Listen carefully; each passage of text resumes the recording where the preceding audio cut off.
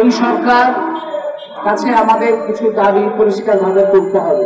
এই সরকার অন্তর্বর্তী সরকার, তারা কোনো স্থায়ী সরকার না, কাজেই তাদের পক্ষে মৌলিক কোনো পরিবর্তন করা সম্ভব না।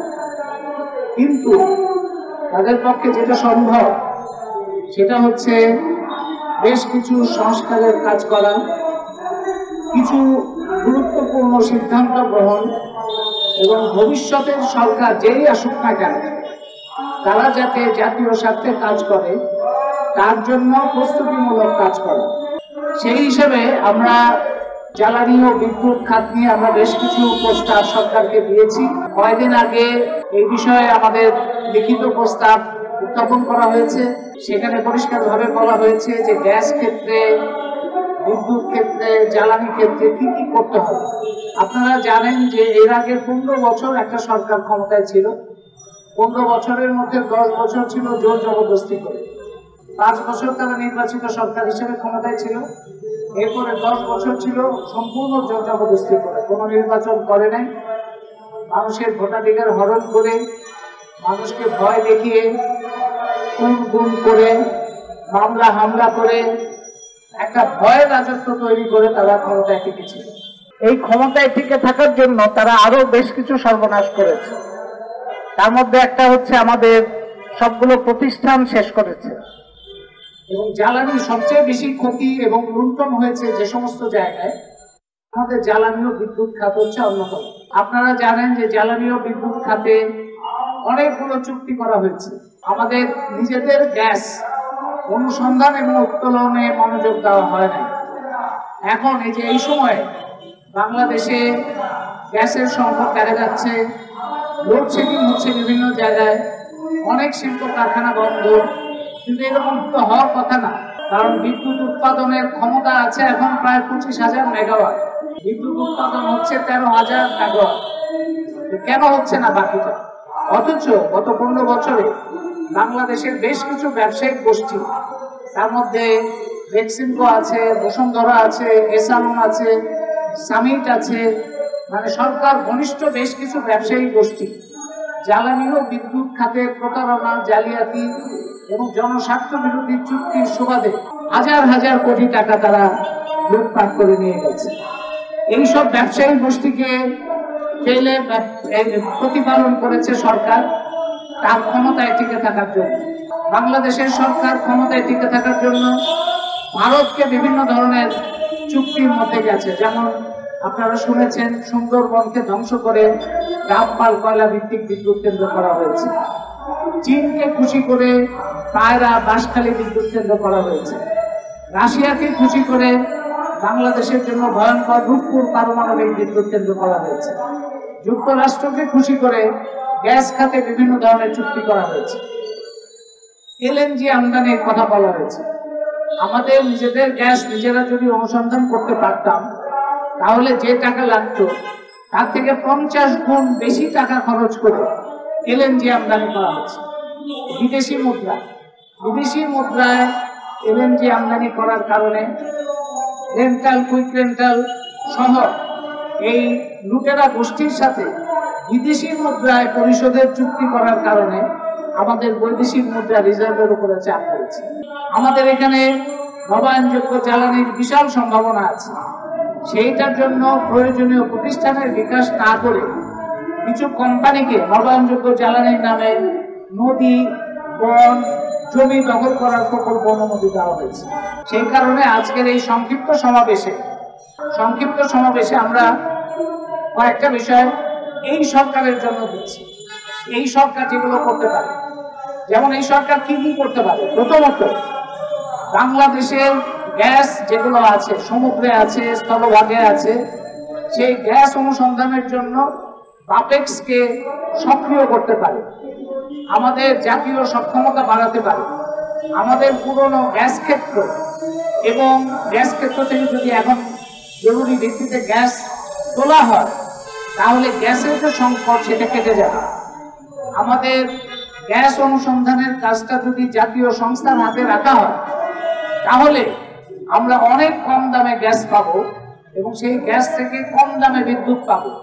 আমাদের গ্যাস এবং বিদ্যুতের দাম বাড়াতে হবে না, এটার দাম বরঞ্চ আরো কমানো যাবে। এই জাতীয় সক্ষমতা বাড়ানোর কথাটাই আমরা সবসময় বলে আসছি। তার মানে হচ্ছে যে এই সরকার আমরা দেখতে পাচ্ছি যে আবার বিদেশি কোম্পানির সাথে চুক্তি করার জন্য তৎপরতা শুরু করেছে।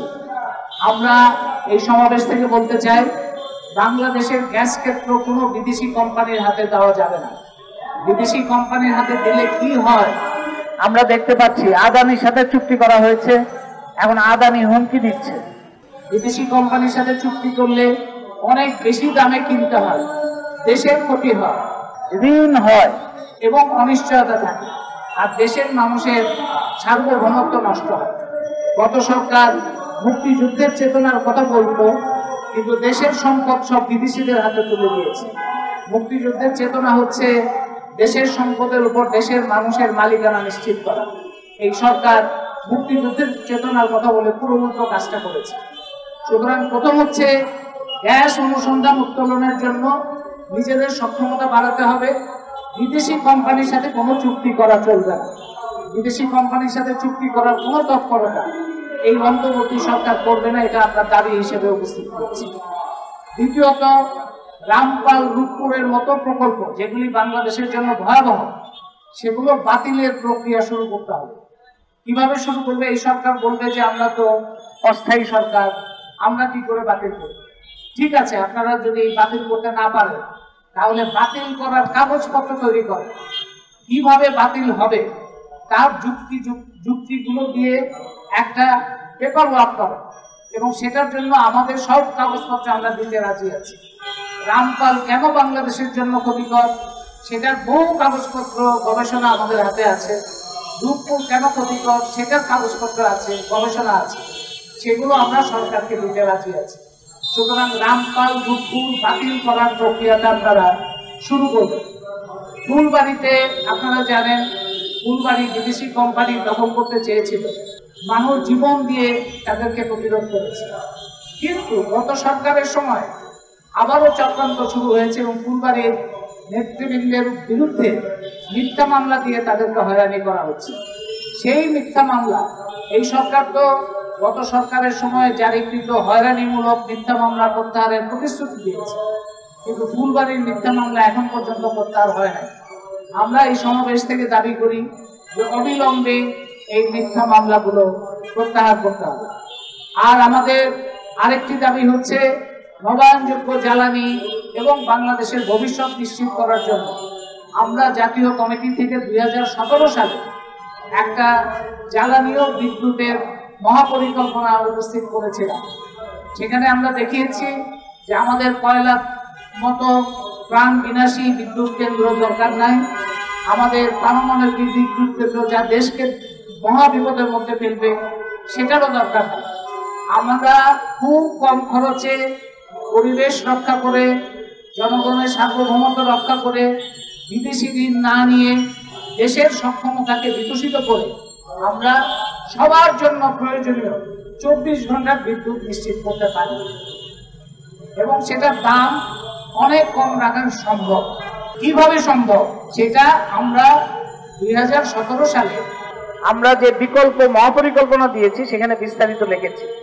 আমরা বলেছি যে প্রথমত আমাদের যে গ্যাস আছে সেটা আমাদের জাতীয় সংস্থার মাধ্যমে যদি আমরা উত্তোলন করি, পাশাপাশি সৌর বিদ্যুৎ এবং বায়ু বিদ্যুৎ, এই যে নবায়নযোগ্য জ্বালানি, সেটা ব্যবহার করি। এই দুয়ের মানে কয়লা না, পারমাণবিক না, এলএনজি না, প্রাকৃতিক গ্যাস এবং নবায়নযোগ্য জ্বালানি, এই দুয়ের সংমিশ্রণেই আমাদের জন্য সবচেয়ে সুলভ, পরিবেশ বান্ধব এবং টেকসই জনস্বার্থ সংবলিত বিদ্যুৎ উৎপাদন করা সম্ভব হবে। সুতরাং আমরা সরকারকে বলবো যে আমাদের সেই মহাপরিকল্পনা ধরে আপনারা প্রয়োজনীয় উদ্যোগ গ্রহণ করেন। তাহলে আমাদের এই অন্তর্বর্তী সরকারের জন্য যে দাবিগুলি আমরা উত্থাপন করতে চাই সেটা হচ্ছে, এক হচ্ছে ফুলবাড়ির মিথ্যা মামলা প্রত্যাহার করা, দুই হচ্ছে জাতীয় সক্ষমতা বৃদ্ধি করে গ্যাস অনুসন্ধান এবং উত্তোলনের ব্যবস্থা করা, তিন হচ্ছে আমাদের যে মহাপরিকল্পনা আছে সেই মহাপরিকল্পনা ধরে গ্যাস এবং নবায়নযোগ্য জ্বালানির ভিত্তিতে বাংলাদেশে নিরবচ্ছিন্ন সুলভ পরিবেশ বান্ধব বিদ্যুৎ উৎপাদনের ব্যবস্থা করা, এবং চতুর্থ হচ্ছে বাংলাদেশে যে ভয়াবহ প্রকল্পগুলো আছে রামপাল রূপপুর সহ সেগুলো বাতিলের প্রস্তুতি গ্রহণ করা।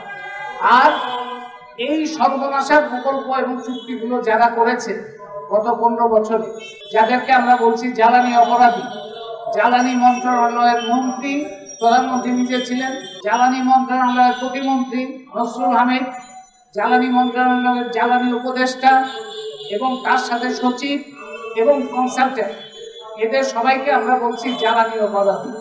সেই জ্বালানি অপরাধীদের বিরুদ্ধে যথাযথ তদন্ত করে তাদের অপরাধগুলো শনাক্ত করে সেই অনুযায়ী তাদেরকে বিচারের ব্যবস্থা করতে হবে। এই দাবিগুলির ভিত্তিতে জাতীয় কমিটি আন্দোলন করবে।